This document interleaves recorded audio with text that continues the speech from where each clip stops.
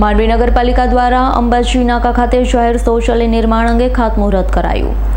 માંડવી નગરપાલિકા દ્વારા અંબાજી નાકા ખાતે જાહેર શૌચાલયનું નિર્માણ કરવા તારીખ 31 મે 2025ના રોજ સવારે 10 કલાકે ખાતમુહૂર્ત કરવામાં આવ્યું, જેમાં સર્વ કોર્પોરેટર હાજર રહ્યા હતા। માંડવી નગરપાલિકાના પ્રમુખ, કારોબારી અધ્યક્ષ, બાંધકામ સમિતિ અધ્યક્ષ, આરોગ્ય સમિતિ અધ્યક્ષ દ્વારા ખાતમુહૂર્ત કરવામાં આવ્યું। આ દરમિયાન પાલિકા ચીફ ઓફિસર પૂર્વીબેન પટેલ, અધ્યક્ષ રંજનાબેન મરાઠે, મીતાબેન શાહ, રાજમીનભાઈ અને પ્રતિકભાઈ પણ હાજર રહ્યા। કર્મચારીઓની ઉપસ્થિતિમાં ખાતમુહૂર્ત પૂર્ણ કરવામાં આવ્યું।